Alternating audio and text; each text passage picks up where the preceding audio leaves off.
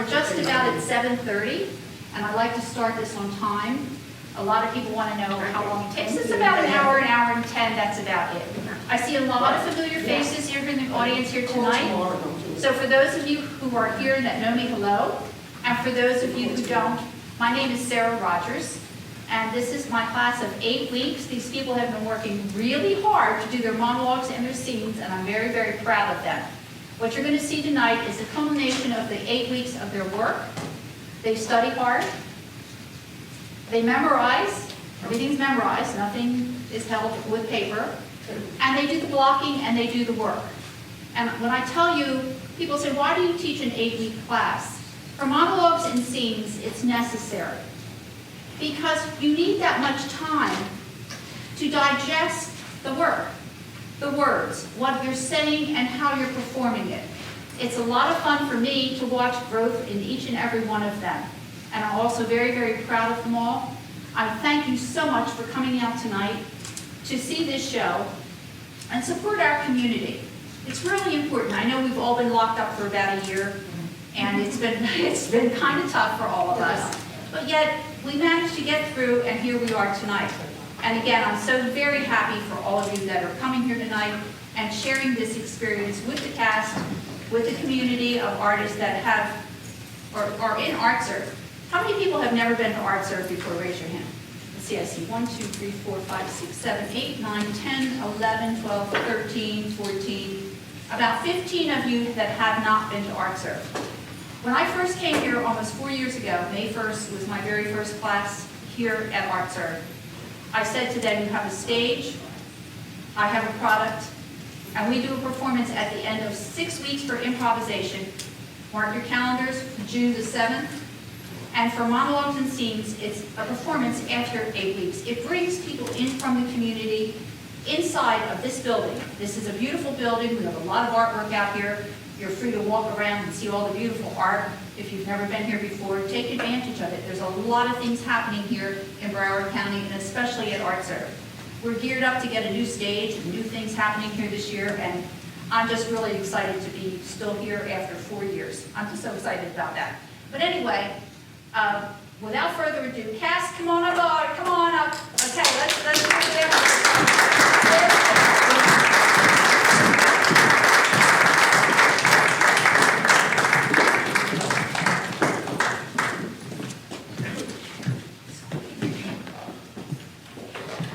Hello, I'm the infamous Ashley Hemmings, and thank you for coming. Good evening, my name is Alexander Morante, and thank you for joining us tonight. Please enjoy the show. Hello, my name is Matthew Lawson. Enjoy the show. Hello, my name is Jade Brereton. Welcome to the show. Welcome, I'm Leah Nichols. Hello, I'm Jordan Patriarca. Welcome. Good evening, my name is Francisco Paquito Besada. Welcome to the show. Hi, I'm Lou Silver. Enjoy. Hello, I'm Luisa Isabel. Thank you for coming.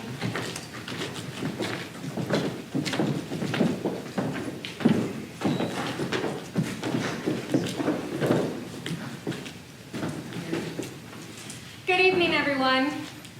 My name is Luisa Isabel, and I will be performing a monologue from Summer and Smoke by Tennessee Williams. My character is Alma.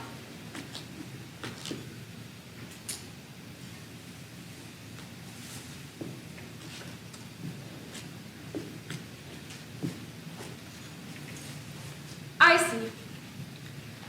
Now that you don't want it to be otherwise, you're willing to believe a spiritual bond can exist between us two.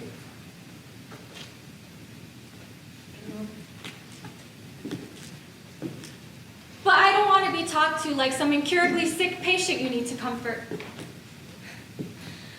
Oh, I suppose I am sick.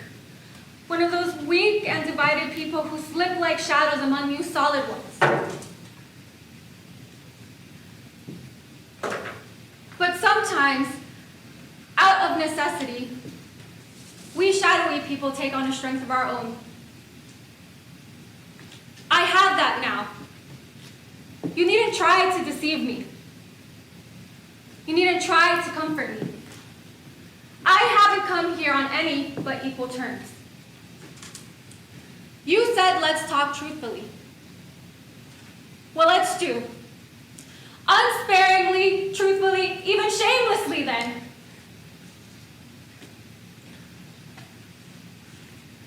It's no longer a secret that I love you.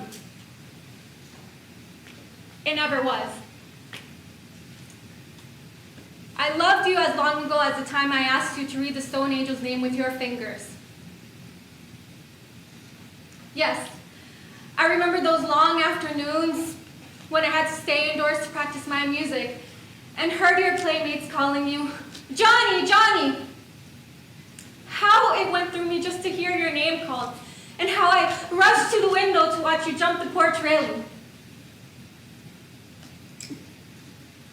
I stood at a distance, halfway down the block, only to keep sight of your torn sweater, racing about the vacant lot you played in.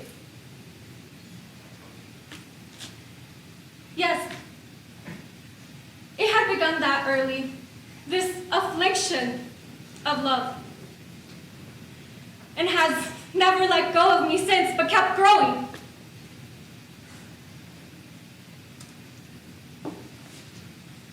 I've lived next door to you all the days of my life, a weak and divided person who stood in adoring awe of your singleness, of your strength. And that is my story. Now I wish you would tell me, why didn't it happen between us?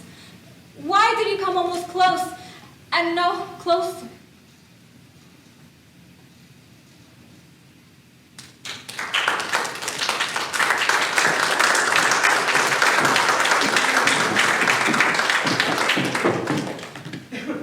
Hello, my name is Jordan Patriarca, and I will be performing a monologue from Scarecrow by Don Nigro. My character is Rose.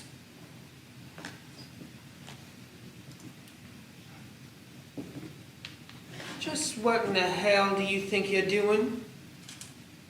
Thought you'd get rid of me? Thought old Mom would be better company dead? Bury Mom out in the garden under the petunias? Is that about it, huh? See you counting my money there for me, haven't you? He put you up to this, didn't he? I knew. I knew all along, I knew. I knew someday you'd come in here and do that. I knew. Oh, listen, stop! You're blubbering and listen! You meet him under the beech tree on the other side of that cornfield by the crib. Isn't that right? I know, because when I was just a girl your age, I met him on the other side of the cornfield, underneath the beech tree by the creek. And he told me he loved me, and he made love to me, and he sent me in here to kill your grandmother, just like he sent you in here tonight. She ran away from me, out into the cornfield, and I found her dead underneath the scarecrow. He's as young or old as he wants, and he's a lover, makes you crazy. I know all about it, Callie. I'm telling you. I'm saying he was my lover before he was yours. And I was a virgin girl just like you was when I met him, under the beech tree, and I never touched a man after. He's afraid to come into this house, isn't he? Because there's a Bible in this house, and he's afraid, so he draws you out into that cornfield. He don't live in that cabin like he told you. There's nothing in that old cabin.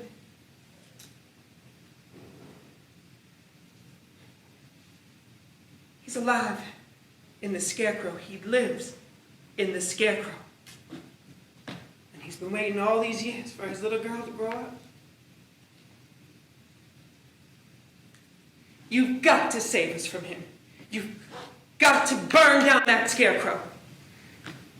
You got to. The evil is alive inside the scarecrow. You got to burn it. You've got to burn it tonight. All right, fine, I'm crazy. Then it won't do you any harm to just humor me and go out there and burn that thing, now will it? I tried. Lots of times. I ain't strong enough. It's too evil. I can't get near enough to it. I get all weak and sick, and I can't breathe when I get close to it. It's got to be somebody young and strong like you. I made you young and strong and cruel so you could do this one thing for me. You've got to burn down that scarecrow. You take the kitchen matches and you go out there and you burn that thing. And if you do that, I'll give you all the money I got. All the money you was gonna take after you killed me, you can have everything. But you gotta burn down that scarecrow for me first.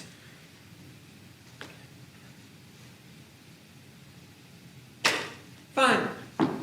Prove I'm wrong. Prove I'm crazy. Go out and take the matches. What's the matter, Callie? Scared it's true? Then go do it. That's right. Take the matches. Go out there and burn. I knew you would. Go on. Go. Good girl. Go on.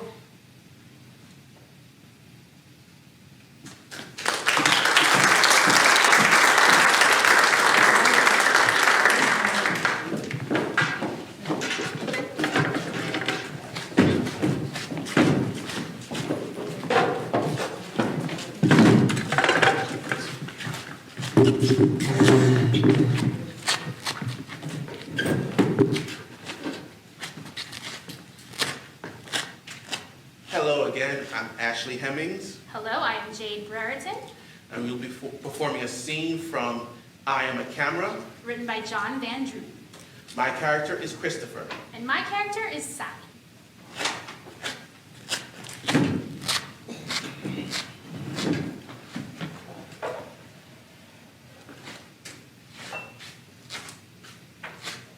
Oh, hello, Chris. Good morning, Sally. I haven't seen you for a day and a half. I know. I miss you, Chris. I've missed you too, Sally. I say, you're not looking too well this morning. I have a terrible hangover.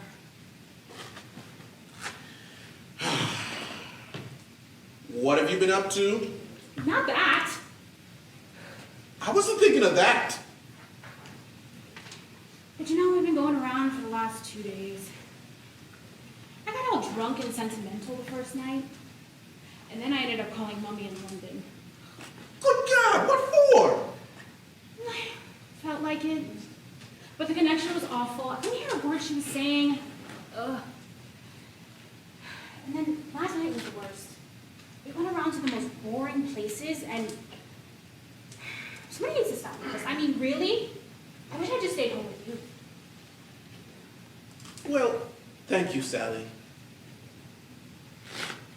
You sure are awfully nice to come back to. And you're awfully nice to have back. I say, that sounds like a popular song. It does. What do you say we write it, make a fortune?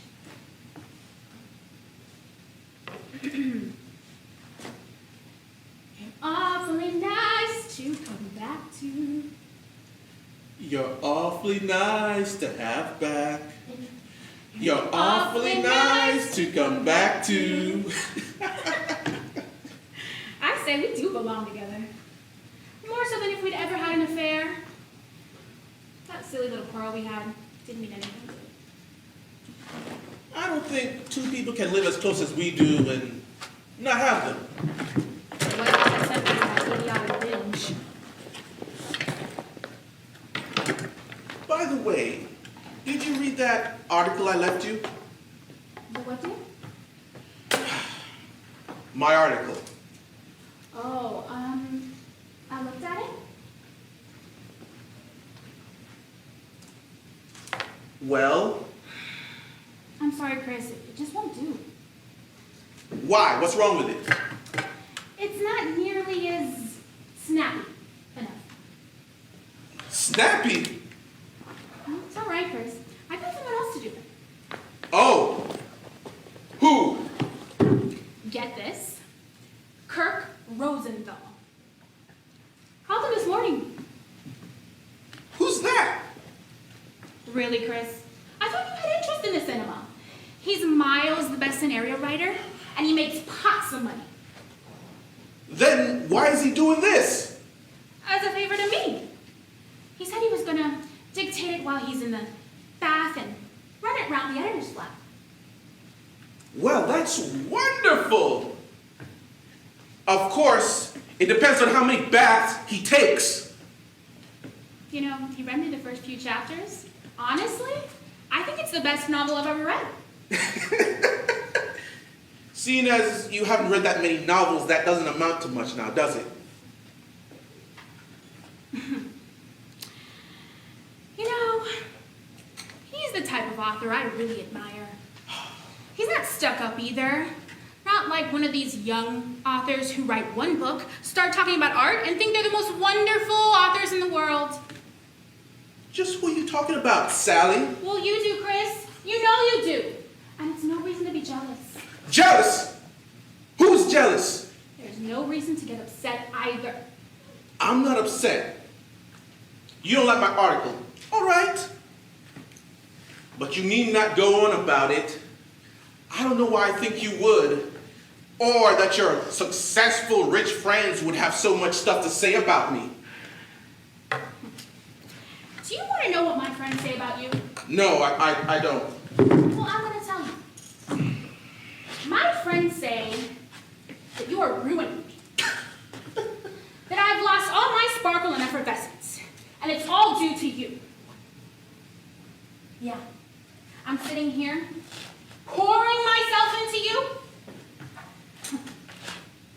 Oh, so that's what you've been doing, huh? It's all you want. You're like a vampire. If you don't have anybody around, you just go out to bars and sit around waiting to devour someone. That's what your friend said about me? My friends are a lot better than the tatty people you hang around with. All your friends care about doing is flopping in and out of bed. Since when did you have anything against bed? I haven't any. As long as it leads somewhere. You mean not just for the fun of it? That's disgusting. You're like an animal. You know what, Chris? I'll tell you something. I have outgrown you. You've what? That's right. I've moved beyond you, Chris. And I think it's time I move out of here. All right. When? The sooner the better, I should think. That's fine by me. Good. So, this is the end of us. If that's the way you want it, I guess we'll see each other somewhere, sometime, I suspect. Well, give me a call and we can go around for some cocktails. I never know whether you're being serious or not. Well, try it and find out. Oh, that's if your friends will spare you the time. You know what, Chris? You make me sick. Goodbye.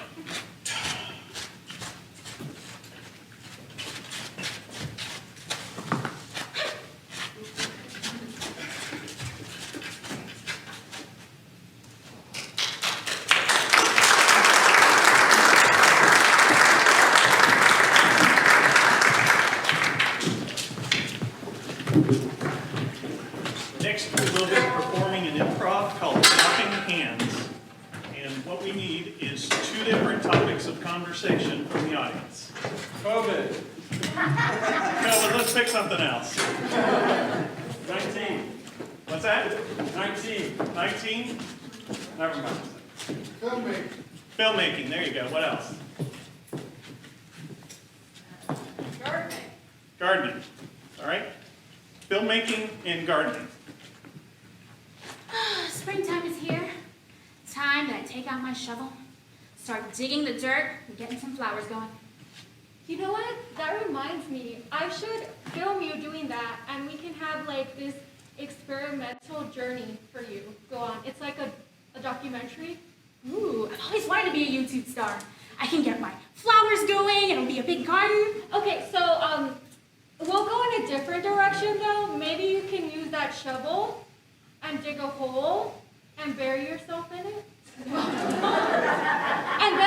then I can, like, it'll be a metaphor for you, like, you know, growing out of the earth. So I get to be a flower? Maybe like a worm? Switch. We need 2 more topics, please.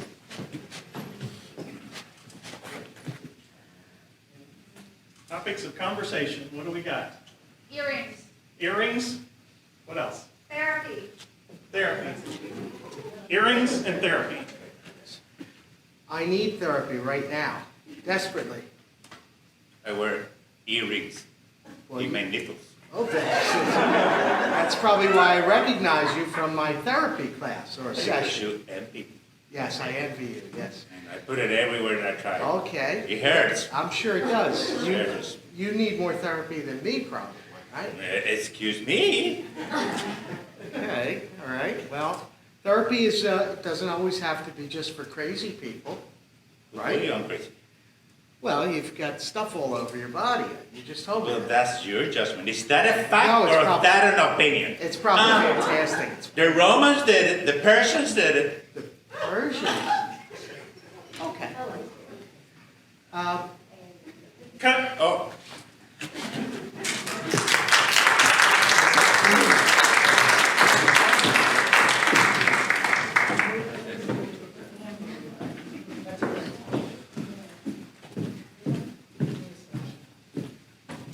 Hello, I'm Nia Nichols, and I'll be performing a monologue from the Explorers Club by Nell Benjamin.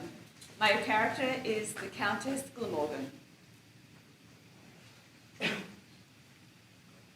You are most polite, but I have more pressing business. I'm looking for my sister. I returned from my Scottish estates to find my estate in Kent in an uproar. Apparently, my sister passed the night there building an airship and took off, leaving one of my formal gardens in ruins. My gardener's resigned. My sister has been a great trial to me, gentlemen. Always has been. Did you know she almost derailed my wedding to the Earl of Glamorgan by falling in love with her dancing instructor? I immediately told Papa, who had the man whipped and deported to Belgium. Luigi was the name of that dancing instructor. She names everything Luigi, to torment me. She's had 3 dogs, 4 horses, and a ferret, all named Luigi. She calls Luigi, and living little things come running for miles. I demand an explorer to pursue her, bring her back to London, to answer for the wreck of my gardens.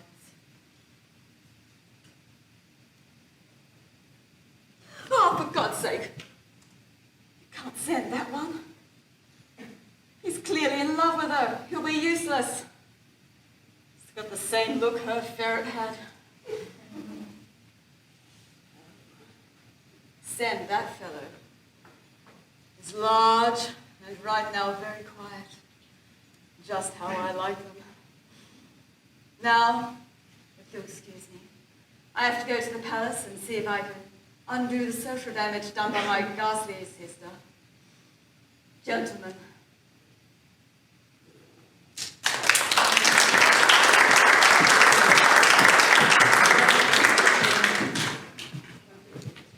Hello, my name is Matthew Lawson, and I will be performing a monologue from the play Jake's Women by Neil Simon. My character is Jake.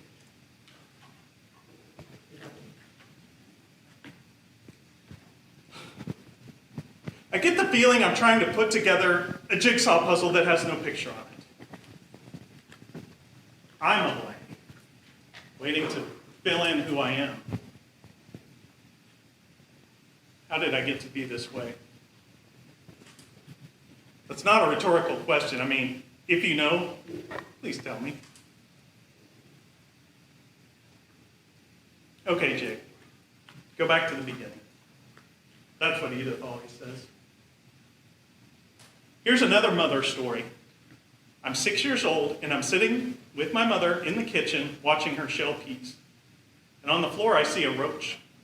My mother, faster than a speeding train, takes a newspaper and splats it against the baseboard. Where do roaches come from? I asked my mother. From the dirt, she said. You mean, I say, the roaches like to live in the dirt and eat it? No, says Mom. The dirt turns into roaches. And I go back into my room, lay on my bed, and say to myself, the dirt turns into roaches. And the realization hits me. My mother is dumb. And I know instinctively that 6 years old is too soon to find out that your mother is dumb. Because I'm banking my whole childhood on this woman taking care of me. And so I decided, on that day, I would never depend on anyone except myself. I loved my mother, but I never asked her any more questions. Trouble is, here I am today, at the age of 53, without any answers.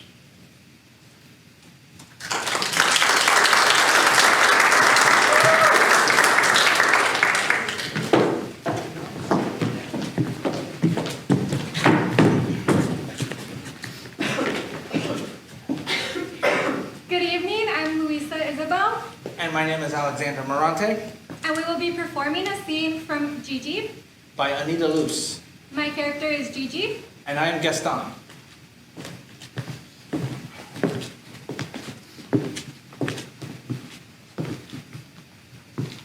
Won't you come in? Thank you. So you got my message at the club, did you? Why, no, I haven't been there. Then why are you here? I wanted to make sure you got home from your aunt safely, that's all. Oh, well, Tauntaun, you look very elegant in your swallowtail. It's a cutaway, stupid. Of course it is. Where are my brains? Will you sit down? Oh, yes. Oh, sorry. Thank you. Gigi, let me ask you something. Did you know what I went to see your Aunt Alicia about today? I understand you told Aunt Alicia you were going Please. to... There's no need to repeat. There's no need to repeat it.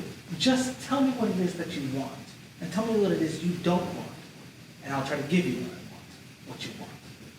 Really? I'll try. Well, you told Auntie you wish to give me a future. A very good one, Gigi. It would be a good one if I wanted it, Tauntaun. But you see, the way you want things, it seems, I'm to leave here and go away with you and sleep in your bed. Gigi, please, don't. But why should I be ashamed to say things to you that you weren't ashamed to say to Aunt Alicia? I know very well that if you gave me a future, Tauntaun, I'll have my pictures in the paper. I'll go to the flower festival at Nice and the races at Truro. But every time we have a quarrel, Joe Glass would tell all about it. And when you left me for good, like you did when you had enough of Gabby Fournier. How do you know about that? Have they told you these things? Nobody had to tell. I just know what everybody else in the world knows. I know that you're a very fashionable man. I know that Maurice Chouquet stole some letters from you and that you had to bring suit against her. I know that the Countess Peresky was upset because you wouldn't marry a divorced woman and that she shot at you with a revolver. Oh, Gigi. Gigi. All those things had nothing to do with you. That's all finished. It's in the past. That's very true, Tauntaun. Up to the point when it begins again. It isn't your fault. You're fashionable. But you see, I just haven't any desire to be fashionable myself. So things like that don't tempt me. You see, that's just the way it is. That's how it happens to be. Gigi, I'd just like to make sure that you're not simply trying to hide the fact that I'm not appealing to you. If I'm not, it's better that I know about it right away. Why, no, Tauntaun. I'm very happy when I see you. The truth is, I'm going to propose something myself. You may come here as usual, only more often. No one will see anything wrong with it because you're a friend of the family. You can bring me licorice and champagne on my birthday, and on Sunday we'll have a simply monstrous game of piquet. Well, isn't that a much better way to do things than to have the newspapers print that I'm sleeping with you so that everyone in the world knows about it? Gigi, there is one thing you seem to have overlooked, and that is that I'm in love with you.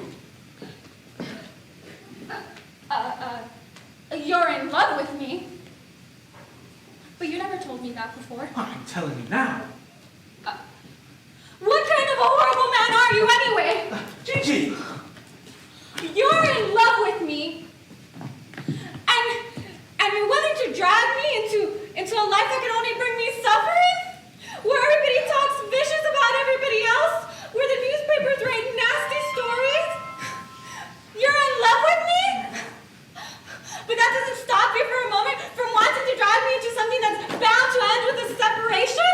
With quarrels? With revolvers? With laudanum? With another man for another woman for you? And another man for me? And another. Gigi, listen to me, please. It's... Go away! I never want to see you again. I could have never believed it of you anyways. You in love with someone? Get out! Get out! Get out!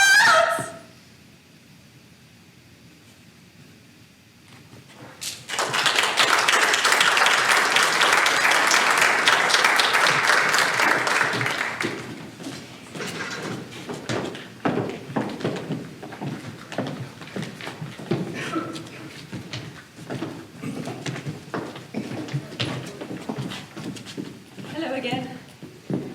We're going to build you a machine.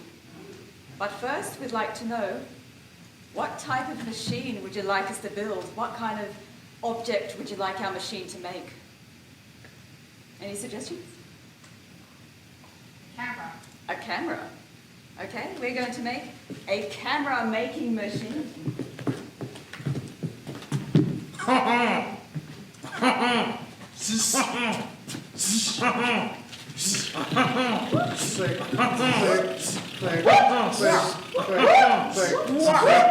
You can use this one, Laura. You can use this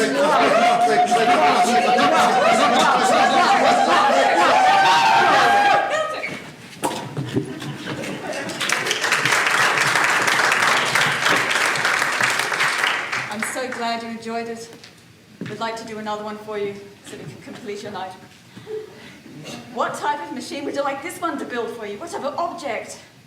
A washing machine. A washing machine. That's very clean of you. A washing machine building machine.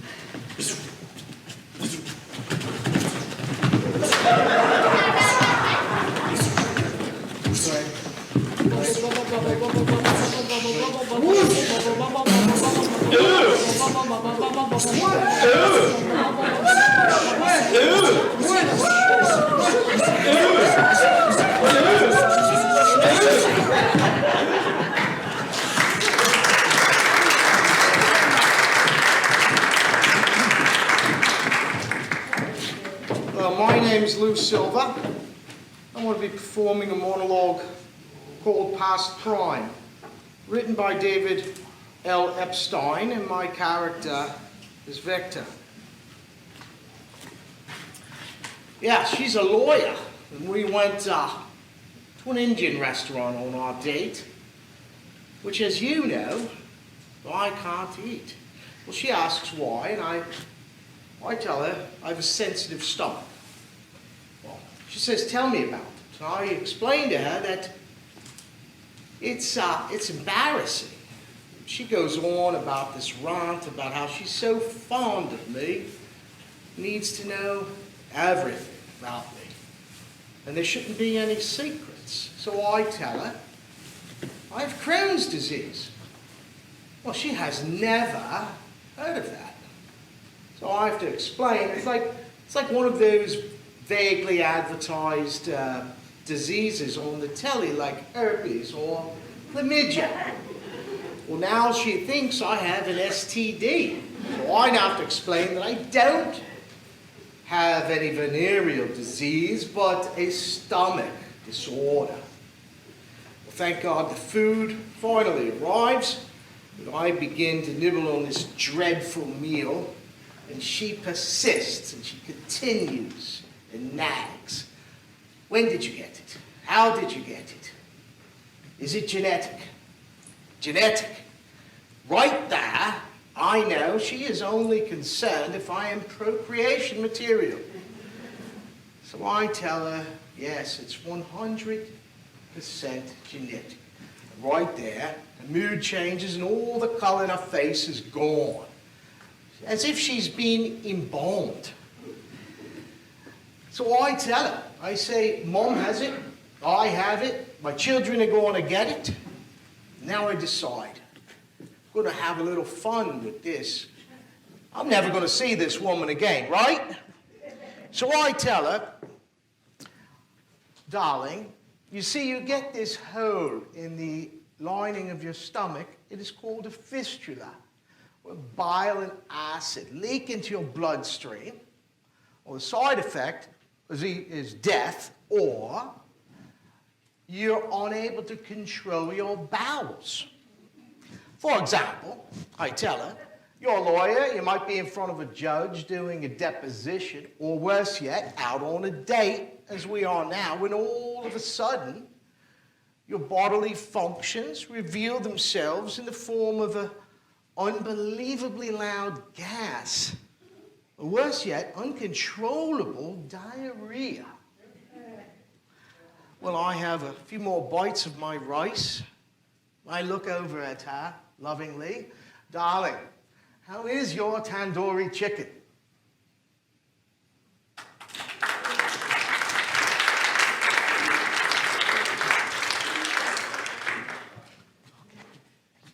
Hello, everyone.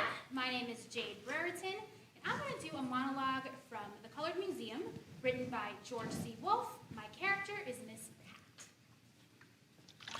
Pat. Hi again.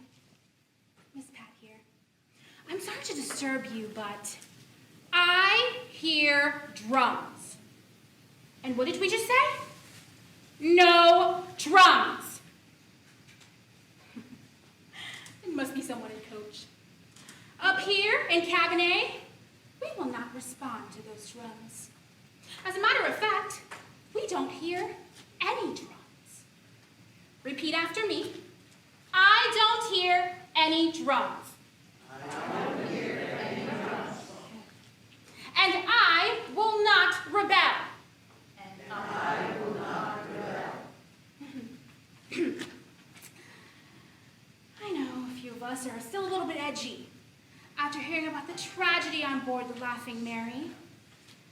But I am here to assure you that us at Celebrity have no intention of throwing you overboard and collecting the insurance.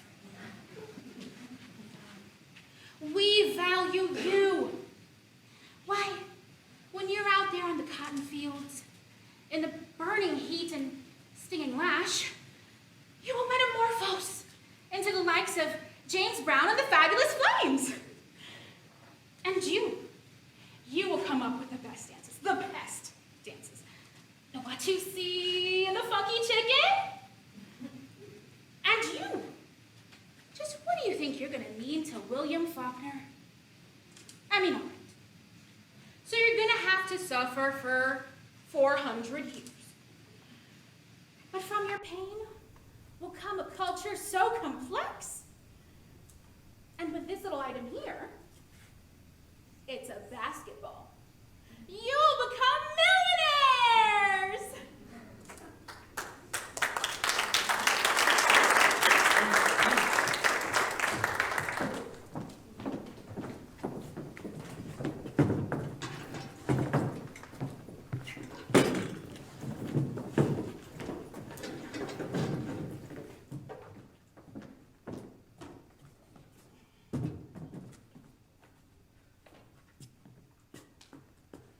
evening once again. My name is Alexander Marate, And my name is Matthew Lawson. and we will be performing for you tonight a scene from Wormwood. by Amlin Gray. My character is Johann. My character is Mr. Borg. Thank you.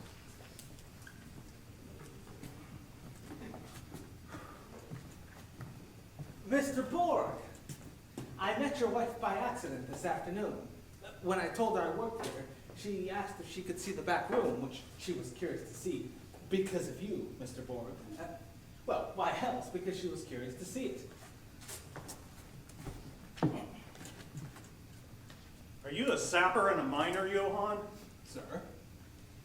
Do you dig holes and plant explosives? Oh, You've run a tunnel underneath my marriage, though, isn't that so? no, sir, that isn't so. You knew my wife before I knew her. Nobody should have known my wife before I did. Nobody should have known me before she did. Don't you think that's the best basis for a marriage? Ideally, I guess it is. But it hardly ever happens. I mean, it can't happen. Does the parents in the first place? Yes. The father. He's got the jump on me, and don't you think he doesn't know it? I didn't really know your wife that well. You knew her. More importantly, she knew you. She never really paid me any mind, so to speak. You say so, but you could be lying, couldn't you? Or you could be mistaken.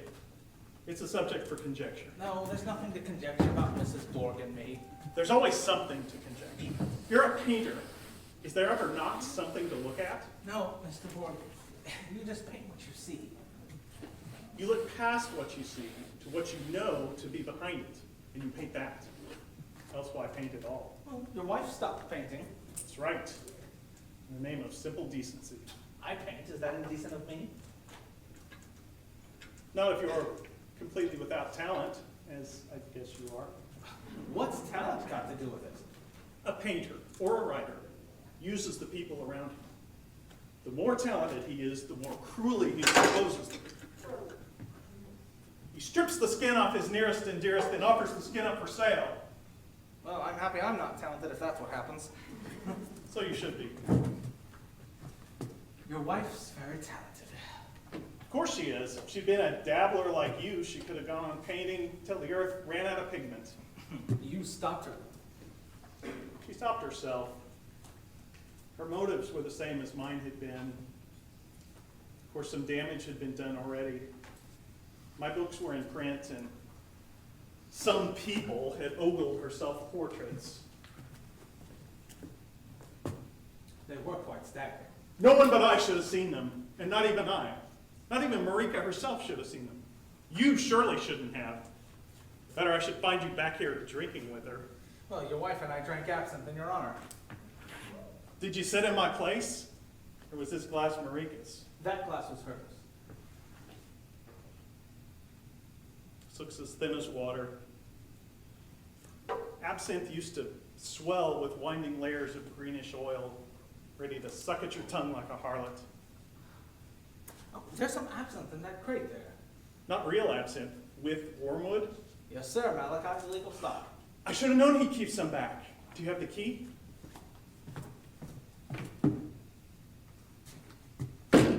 No, Malachi.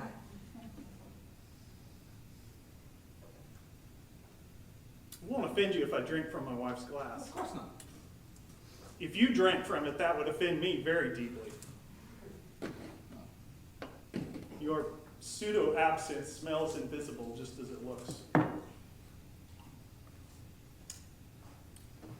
Tastes like licorice. I like having the taste come from something clear. It's almost magical. If I think the wormwood into it, it tastes like blackened sulfur from a burnt mash. Maybe we can manage a midsummer night. There's the midsummer sun. The sun rode sideways until right around 11, it eased into the ocean. Marika was alone, and then he came back, Who came back? a young man, Wait a minute. What young man? the painter. She was standing on the hillside by the shore, and he came back. This painter, was he neat? He was her fellow student. And her fellow student's name was? His name was Johann. Mr. Borg. This story isn't true, you know that. What? The story, it isn't true. Why not? Why not? Because it isn't. It just isn't. Because it didn't happen. Right, because it didn't happen. But it might have. No, it didn't. Why not?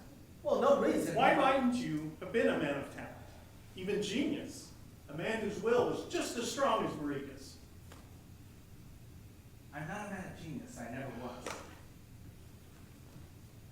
You're like a cork that slips down in the bottle when I try to pop it out. Go get Malachi. All right, I will. I don't want to hear you anymore. You've given me all that I needed. Mr. Board, I'm not the Johann in this fantasy. You're not. No. You're not worthy of yourself. You lack your own dimensions. I can't correct that with you standing here in front of me. Go fetch Malachi and don't come back.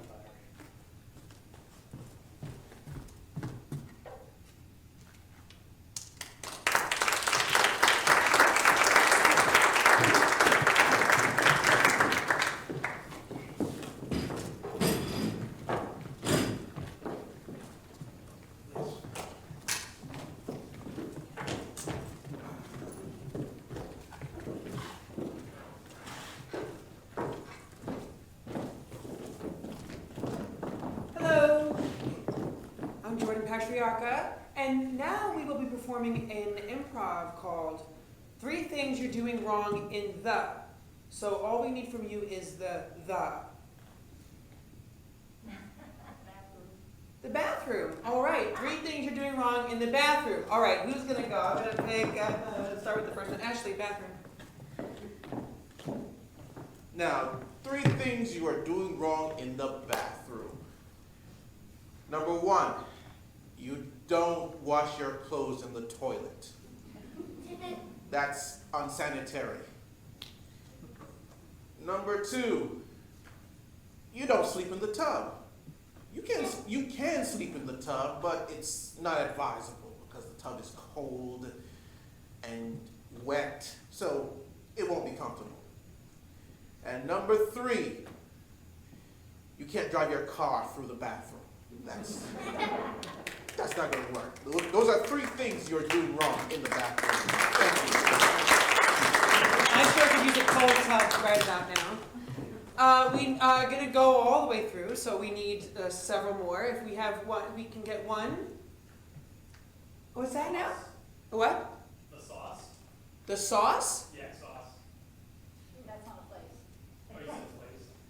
Well, I mean, you can do things wrong in the with if you're on the sauce, but I don't know. Yeah, let's do a place. Highway. A highway. 3 things you're doing wrong on the highway. Please take it away, Marante. All right, 3 things you're doing wrong on the highway. When you're slow, you're sticking to the right. You need to go on the left. Hold up as much traffic as you can. I'm 6 feet apart. It's the Palmetto. It's always crowded anyway, so just do your thing. Second thing you're doing wrong on the expressway, you know what? You're not shuffling through your iPad. I mean, you need to, listen, if you want to listen to Stairway to Heaven, okay, while you're going 60 on I-95, you better make sure that's playing. Don't worry, the cars will still be there when you're not looking. Third thing that you're doing wrong on the highway is just zoom right past that cop, and when he pulls you over, tell him, well, you must have been really speeding to catch up to me. Turn it around on him. All right. 3 things you're doing wrong. Very good, very good. All right, an iPod, what is that? All right, another place. Airplane. Airplane. 3 things you're doing wrong in the airplane. You got this, Mr. Matthew? 3 things you're doing wrong on the airplane. Number 1, you're brushing your miniature horse, which you have brought on board as a comfort animal. The second thing you're doing wrong is making obnoxious baby crying sounds to see how many people you can fool. The third thing you're doing wrong is starting a bonfire on the food tray. Shouldn't do that. Those are the 3 things you're doing wrong in the airport. All right, guess why I'm here? For another place. The hammock. The hammock. 3 things you're doing wrong on a hammock. Who's next? I can't see. Oh, Jade. Take it away, Jade. 3 things you're doing wrong on a hammock. not using it as a car. Because why not? Eating, not eating. And then also, why not? Let's use it as an airplane while we're at it.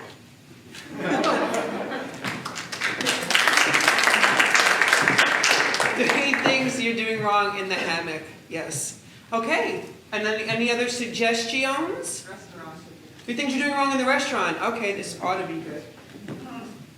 Viquito, por favor. Hello. Every time that you go to a restaurant, you need to know this. 3 rules. Number 1, trust me, never return your food.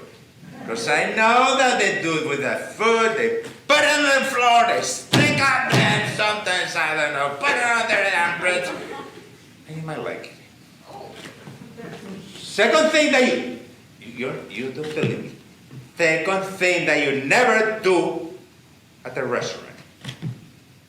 Don't run away without paying. Pay, if you're gonna, at least give a tip to the waitress.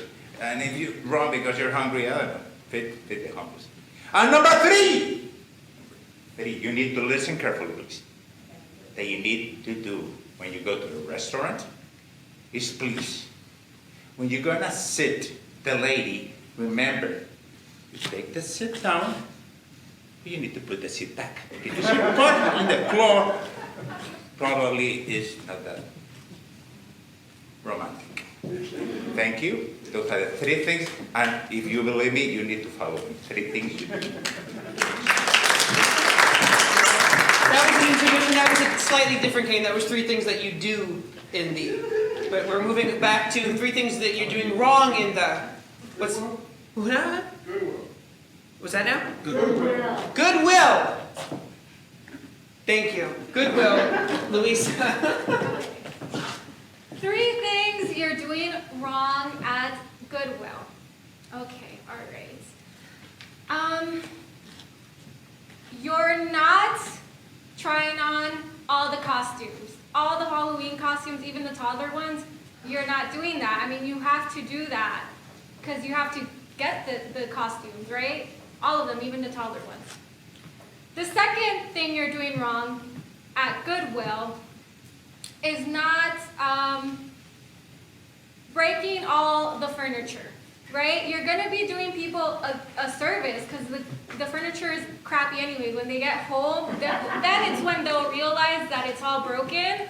But if you were like at Goodwill and you marked it, smashed a little drawers or whatever, you'd be saving people money at Goodwill. That's already discounted.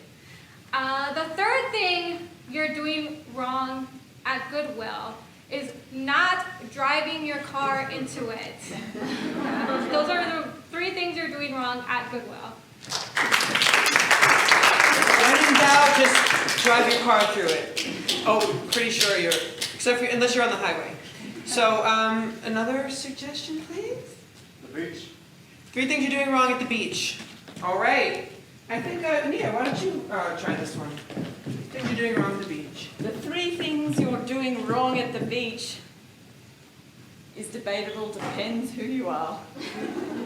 1, being naked on a regular beach. That's wrong. If you get caught and you're in the normal hours. 2, the second thing you're doing wrong on the beach is taking photos at the nude beach and getting caught. The third thing you're doing wrong on the beach, not wearing your mask on the beach or driving a car through it. They're the 3.5 things that you're doing wrong on the beach. All right, let's do a real special one for Lou. At a Beyonce concert. Oh, goodness. 3 things you're doing wrong in a Beyonce concert. Oh, yeah. 3 things you're doing wrong at a Beyonce concert. First is being there. That would be number 1. 2 would be driving your car in the concert. And the third is going naked to the concert. These are 3 things you don't want to do at a Beyonce concert. And be very careful with the nudity and the driving of the cars. All right, that's it. I think we're all done. You get one. Oh, okay. Oh, all right. I guess I'll do one. Anybody have a suggestion for me? Okay. I heard church. Right, so we're gonna go with the first one. 3 things you're doing wrong in the church. The first thing is worshiping Satan, unless it's the Church of Satan. The second thing that you're doing wrong in the church is frying up bacon. And the third thing that you'd be doing wrong in the church is slowly loosening the wooden planks so that over time it comes down, or being naked and driving your car through it. Thank you!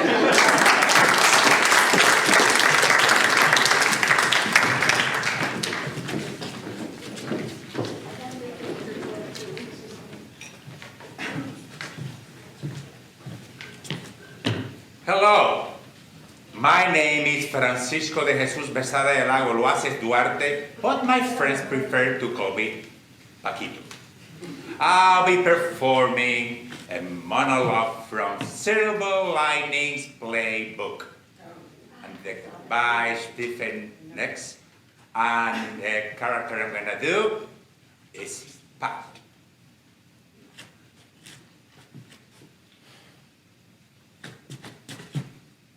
Hey, Dad. Dad! Okay, I know I'm waking you up.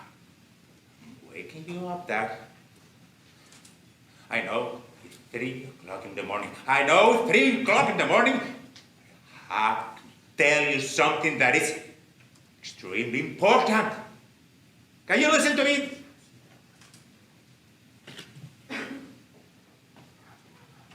I do not understand why Nikki, my ex-wife, is reading this book. Farewell to Arms. Yes. To her kids at school, and I mean every day. Let me break it down to you. The whole time you're rooting up on this Ernest Hemingway guy to survive the war and to end up with the woman he loves. Catherine Barkley. And he does that. He does. After being blown up by bombs, he survives the war, escapes to the mountains of Switzerland with Catherine and guess now Catherine is pregnant. They're expecting a baby. Isn't that beautiful? Run to the mountains. Oh, and they were so happy. So happy. So happy. And they drank wine.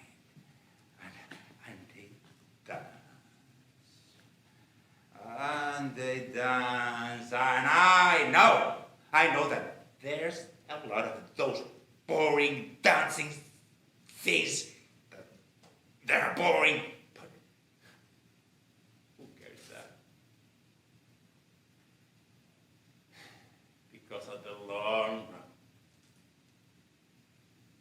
they were happy. They were happy. Then you think the story ends up there, huh? No, this Ernest Hemingway, whoever he is, decided to have a different ending.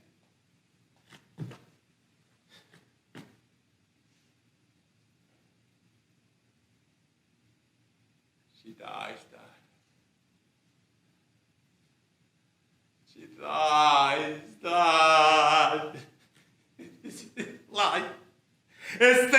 Life is as difficult as it is right now. Life is as difficult as it is right now. Can somebody be a little bit more optimistic and say, hey, why don't we have a happy ending? Yes, a happy ending. I mean,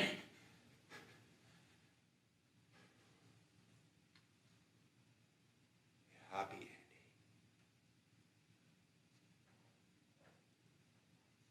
I am not going to apologize for this book. I am going to apologize for that Ernest Hemingway, whoever he is. Because at the long run, he is the guilty one for all this trouble.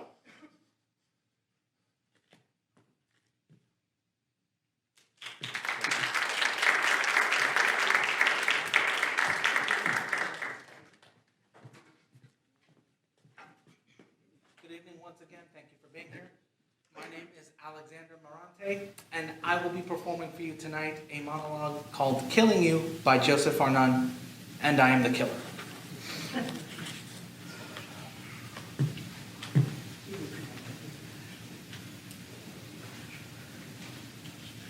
Yeah, you're probably wondering why I haven't killed you yet.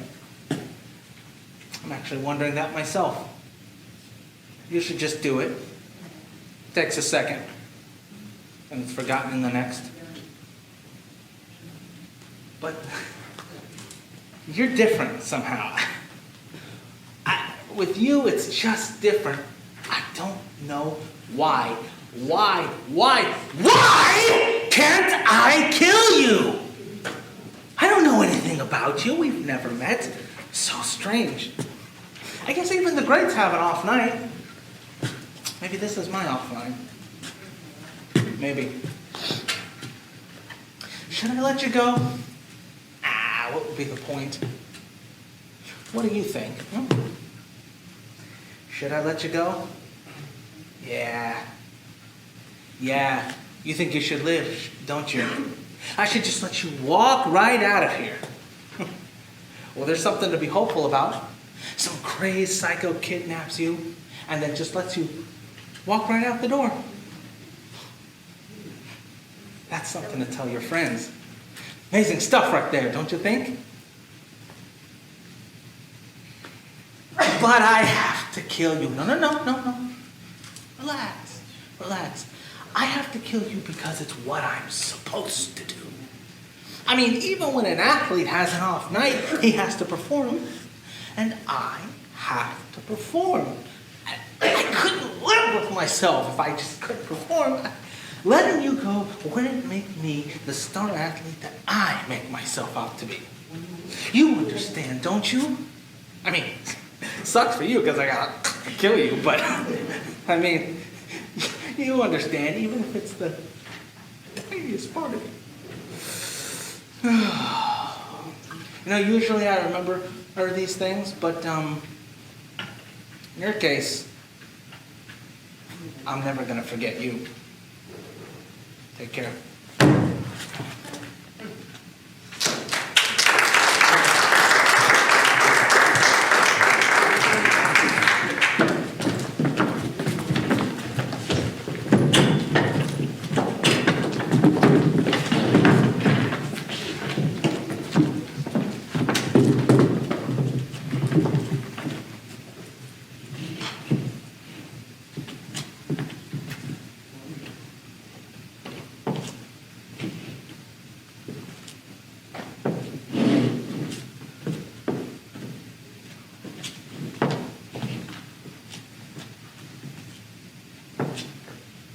Hello, I'm Nia Nichols. Hello, and I'm Luisa Isabel Our scene is from the play Third and Oak, The Laundromat. by Marcia Norman, My character is Alberto. and my character is Dee.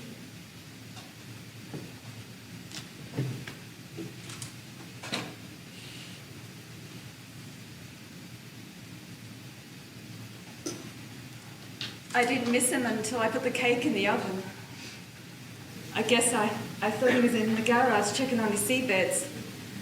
I yelled, "Herb, do you want buttercream or chocolate?"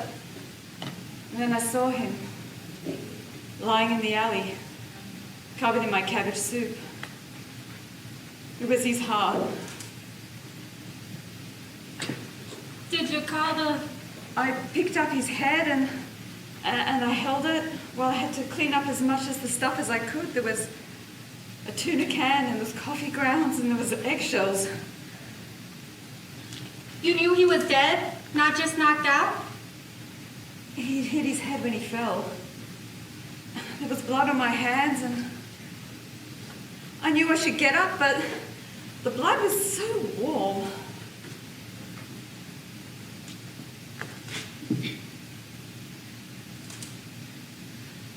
I'm so sorry. I don't want you to be alone. That's not what I meant before. Looks like I'm alone anyway. That's what I meant.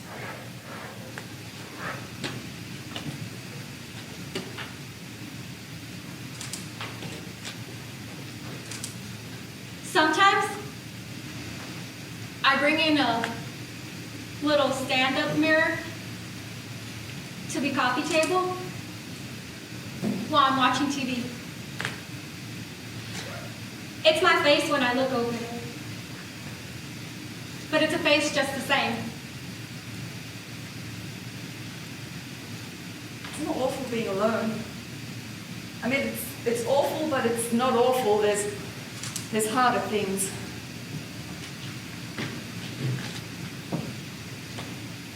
I'd probably eat pork and beans for weeks.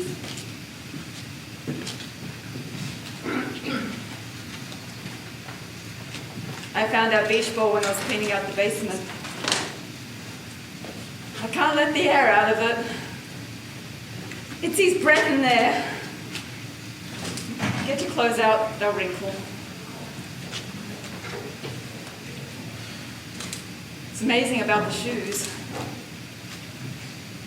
The shoes? Remember I was telling you what Herb had on? His grey suit? White shirt, red tie with a silver strap through it. I hang on to the shirt he died in. I don't even know he's got shoes on in his coffin. Well, if he's flying around heaven, he probably don't need them. You bought him all black socks? It was his idea. He thought that'd be easier to match if they're all the same colour. Is it? No. You have to match by length. They might all be black, but they don't all shrink the same. Guess I don't have to match them now. Do I?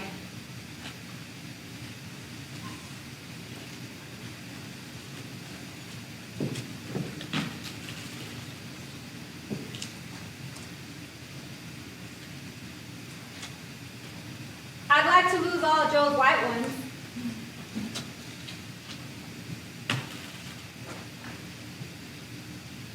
Dee Dee, your lights are on. In your apartment. All the lights are on now. You sure? Come see.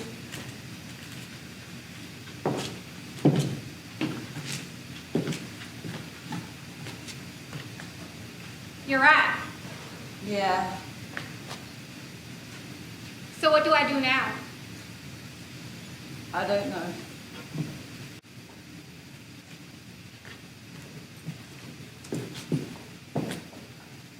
Should I rush right home? Ask Joe, did he have a good time bowling a few games after his double shift? Listen to him brag about his score? His score he didn't make, and the games he didn't bowl after his double shift he didn't work? Well, I don't feel like it. I'm going next door. Play some pool. Make him miss me. You should go home right now before you forget how mad you are. You don't have to put up with what he's doing. You can if you want to. If you think you can't make it without him. But you don't have to. But what should I say? Joe, if you don't stop going out on me, I'm not ever speaking to you again. That's exactly what he wants. What you say isn't that important. But there's something you're going to have to remember while you say it. Which is? Your face in the mirror is better company than a man. Lead a whole fried egg in one bite. It's not going to be easy.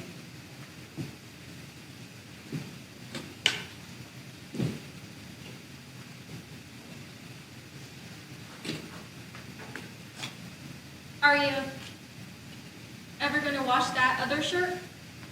The carpet soup shot? No, I don't think so. Yeah. In a few months or next year sometime, might be able to go do these things away, but they're good things. People do need them.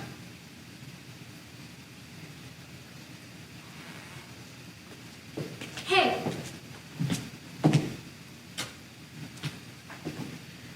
I told you, there ain't a garden for miles around here.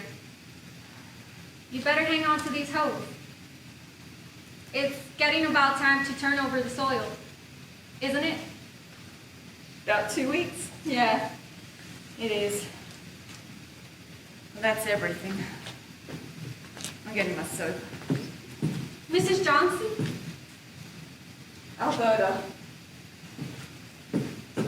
Alberta. Yes? I'm really lonely. I know. How can you stand it? I can't. But I have to. Just the same. How do you do that? I don't know. When you find out, you come tell me. I don't have your number. I really wanted to be alone tonight. I know. I'm glad you talked me out of it.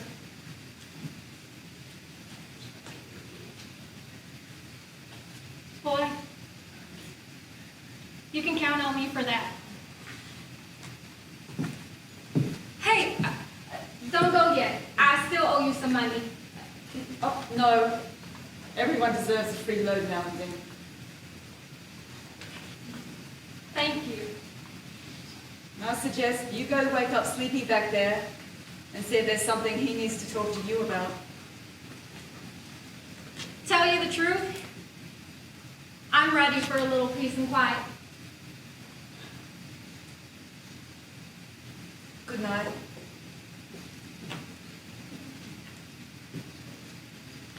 Yeah. Peace and quiet. Too bad it don't come in cans.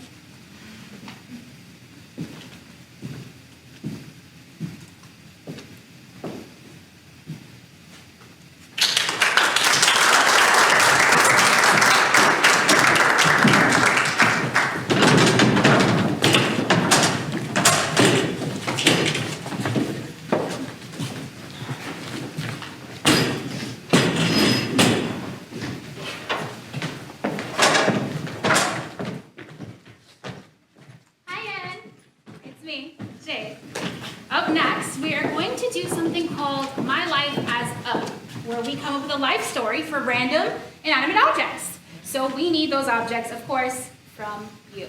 So, My Life as Up. Doorknob. Doorknob. I'm a lefty, so I'm going to start on my left because it's the best. We'll go with Luisa. Doorknob. Okay. All right. My life as a doorknob. Okay, so the everyday is, getting a whole bunch of germs on my nose, which is the actual knob, right? It's not too fun, but it's fun, when people realize that somebody who's just sneezed, touched my nose or the knob, and then they go and touch their own nose, you know, and that's pretty bad during COVID right now. I also have a lot of access to different keys, so that's pretty cool. I mean, you know, people come in and out of my doorknob, and, well, keys come in and out of my doorknob, and let's just say that's a doorknob's way of getting action, if I do say so myself. But that's enough about my life as a doorknob.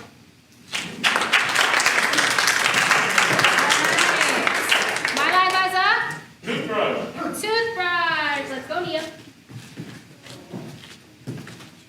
My life as a toothbrush is short-lived, but it's longer than a mayfly. Should you only have me for 3 months, please, because after that, I don't want to be alive. First, I start off encased in plastic in my own space, which I enjoy, but then someone rips me open, puts toothpaste on me, puts water on me, and I know it's action time, and then they shove me in their mouth, which starts off really bad, just really bad, but then the magic happens. Mint comes alive, comes up into the mouth, up the nostrils, and vigorous, vigorous action, the dance happens. And I'm like, yes, this is what I was made for. And then they rinse me off, as well they should. And then they put me down, and I know in about 12 hours, I'm getting some more. And then 3 months, because I'm tired after 3 months. And then it's, but I'm ready for it. And that's my action life as a toothbrush. Alright, one for Patito. My life as a candle. Hello, my name is, well, you know, Patito, and my life as a candle. Well, a lot of people hate me because the older you get, the more candles you want to avoid putting in your cake, and that is, well, it's not my problem.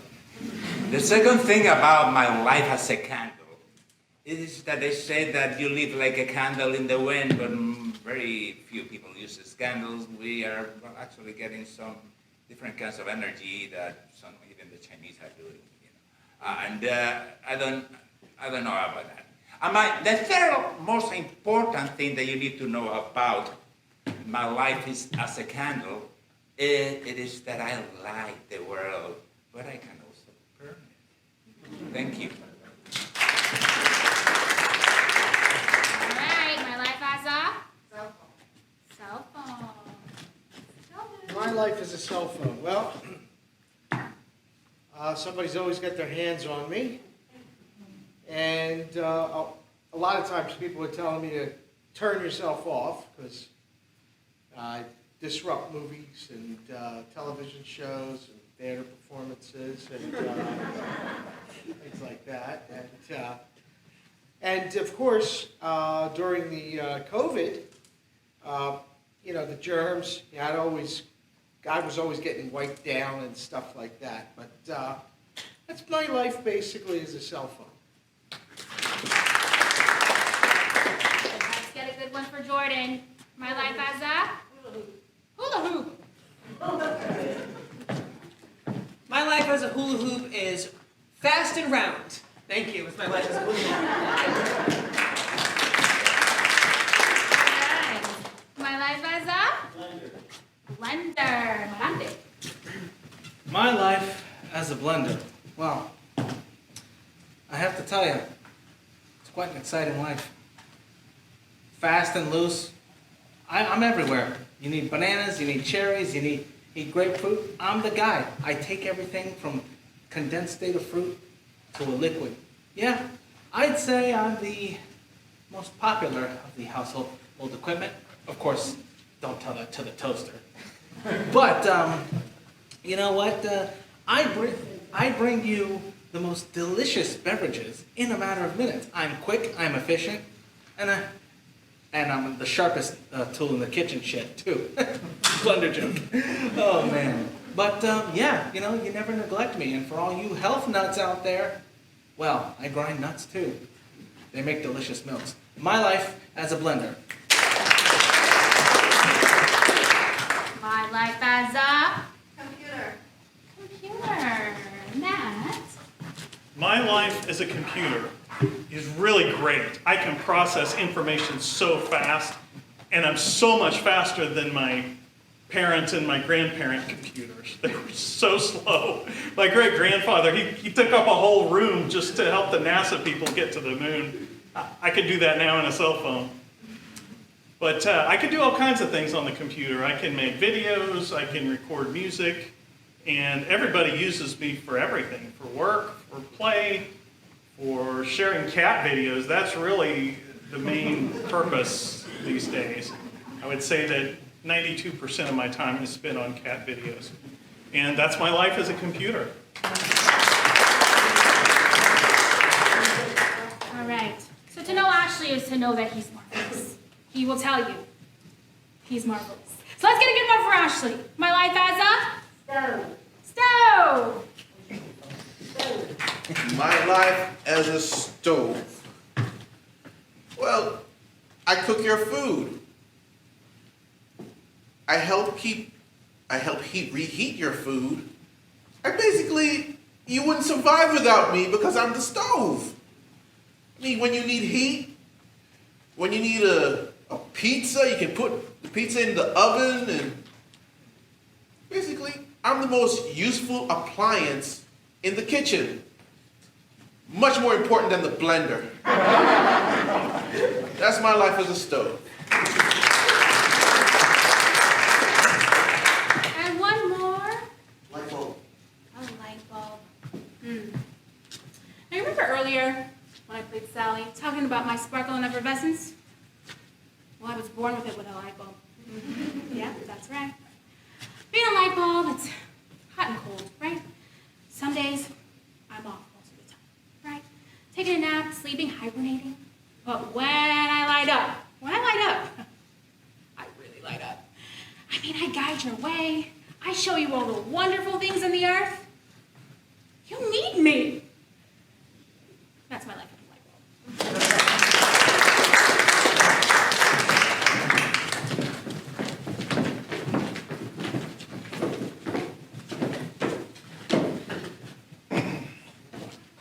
Hello, hello. It's Ashley again. And I'll be performing a monologue called Up in the Air. My character is Ray.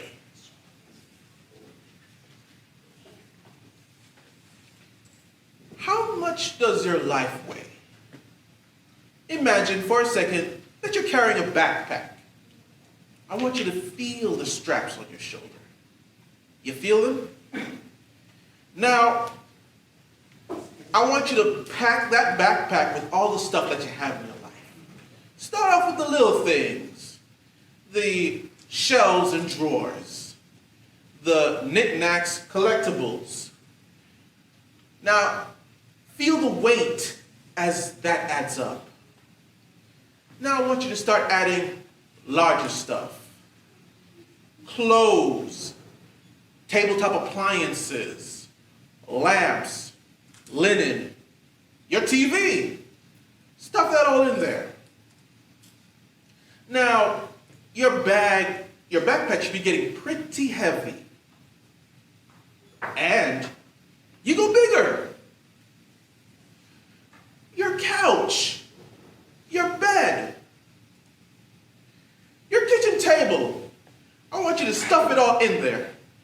Your car, put that big thing in there too.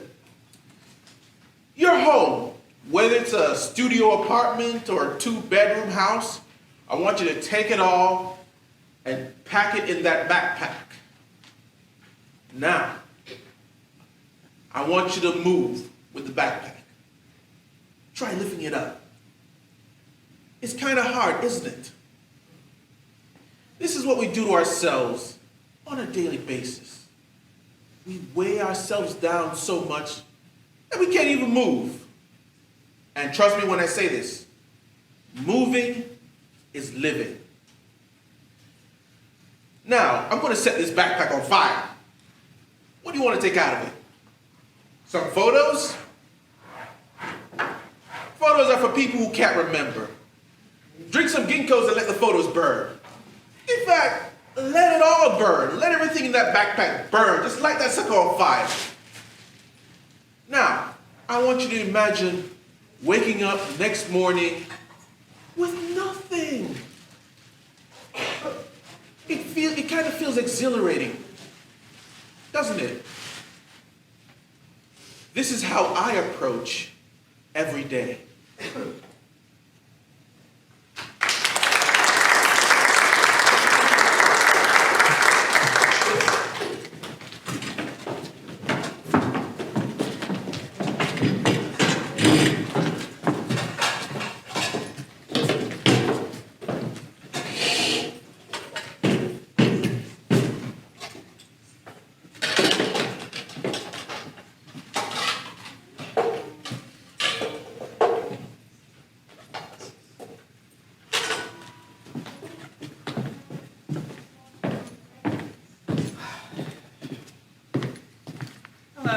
I'm Jordan Patriarcha, I'm Lou Silver. and tonight we will be performing a scene from The Art of Dining. by Tina Howe. And you are? I'm Ellen. And I am Cal.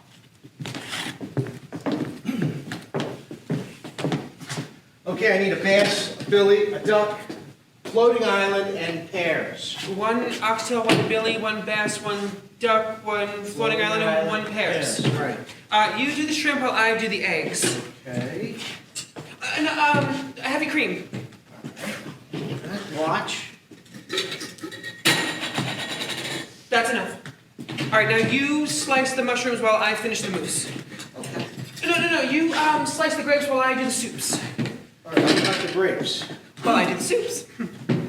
Where are the grapes? One oxtail, one billy. Ellen, grapes. Where are the grapes? Second shelf of the refrigerator. Second shelf. One oxtail, one billy. Nope, one bass. don't see any grapes. Well, try in the bin. I'm looking, but I don't see anything. Check in the door. No, not in there. No. Still, check the top shelf. Nope, no grapes, not there. Start taking things out. Not in here. They're not in the back? Nope, They've got to be there. not here. They've got to be there. No, they're not in there. Should I come help? Oh, next to the stop. No, not there. No idea. I can't do the ducks. Oh no, This is amazing. I don't believe this. You know what this is? There's nothing left but the stems. Wait a minute. Cal, you ate the grapes. I didn't eat those grapes. Yes, you did. I saw you. Why would I eat grapes? I don't like them. I don't know, but I saw you. No, I didn't. I'm telling you, I didn't eat those grapes. I asked you to stop, don't you remember? No. I don't believe you. Cal, you ate those grapes. I saw you.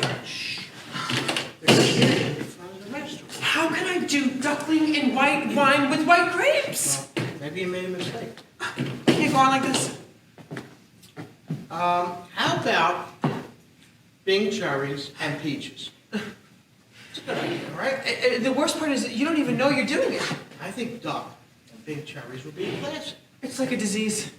You ate the Bing cherries this morning. I did? Cal, I can cook. I can really cook. Listen, we'll substitute. Peaches. I can win us 3 stars, maybe even 4. We're gonna make it with peaches. Be great. I've trained with the best. Do we have peaches? I've cooked with the best. Ellen, where are the peaches? But I can't do this alone. I need you to help me. Peaches. You have them in here? You always had such a razor-sharp instinct, such good taste. Do you still have it, Cal? Here they are. Golden babies. These are amazing. Now, I know they're not fresh, they're canned, but they're really good. Show me you still have this talent. What? Show me it's there. Taste this. What is it? I have no idea. My mouth is on fire. Well, you better figure it out if you want to stay in business, my dear. Dill. Wrong. Nutmeg? Wrong. Barley. Wrong. Soy sauce? Think, Cal, think. It's cocoa. It's mustard, Cal. Simple mustard. That didn't taste anything like mustard at all. You're going crazy, you know that? You don't know, do you? That's dill, I know that. You're so glutted you can't even tell. Clove. Can't even tell salty from sweet. Let me see. Paprika? Oh, it could be just all you know. Nutmeg. It's salt, Cal. Salt. What are we gonna do? Didn't taste anything like. Salt? I can't believe this is salt. You drank all the floating island. It doesn't taste like salt. You ate all the grapes. I don't know. And now canned peaches.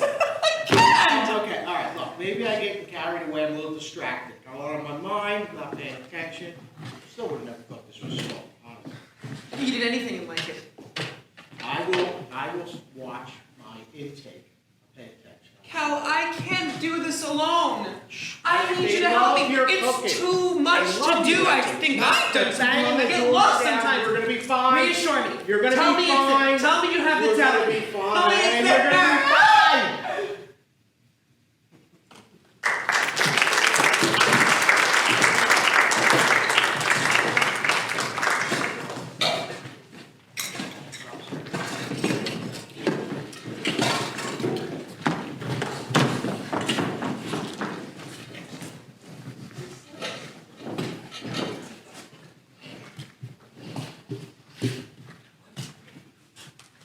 Good evening, everyone. I hope you're having a good time. For this next trick, next show, we're going to be doing a little improv called orchestra. Now, behind me, you can see this wonderful, talented cast. They are going to be my orchestra. Now, what I need from you, the audience, is the sound of whatever. So, for example, the sounds of Christmas, the sounds of seasons, ketchup, football season, doesn't matter. And these wonderful actors here are going to provide sounds with respect to whatever subject you give. So what I need is sounds of the spring. It could be anything. Come on. What? What's that? Ocean. Ocean. Sounds of the ocean. Atlantic, Pacific. Sounds of the ocean. Splash. Caw-caw! Ah, my leg. Hot.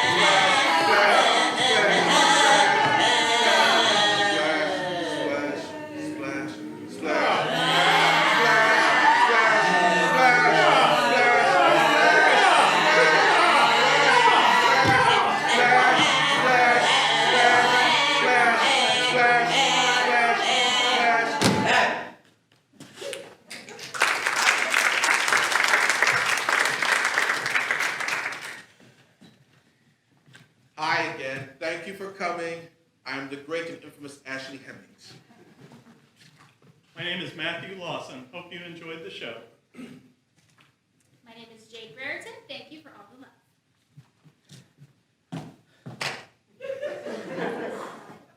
Alexander Renate. Thank you, Luisa Isabel. Thank you for your support. Thank you very much. I'm Jordan Patriarca. Have a great night. Thank you. My name is Francisco Paquito Besada. Gracias por venir. Thank you for coming. My name's Nia Nichols. Thank you for coming. I'm Lou Silver. For those passing out, paramedics are in the lobby. We have paddles at the door. Show me down. And that is muscle. That is-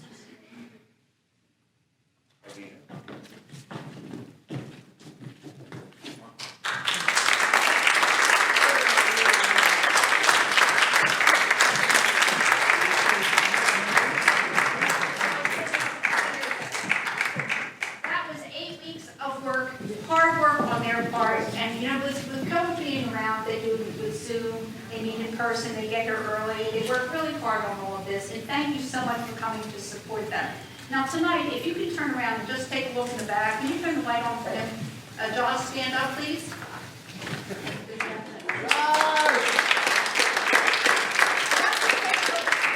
got 3 cameras up there that he operates by himself on a board that he created this to take around to do theater, to do weddings, to do any kind of function that you might want him to do. I've known Josh for longer than he probably wants to say, but I'm not going to say either. But Joshua is a very special kind of guy. He comes up with a lot of really good things.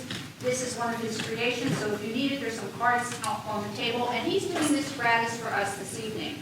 So he's doing the 3-camera shot, and tomorrow night the cast is invited over to my house to do a potluck dinner and watch this particular stuff, because they don't get to see what they do. So we, once again, appreciate all of you coming out here tonight and supporting your friends or your family, or just want to be part of this community. Thanks again, thanks so much, and come again June 7th, namaste.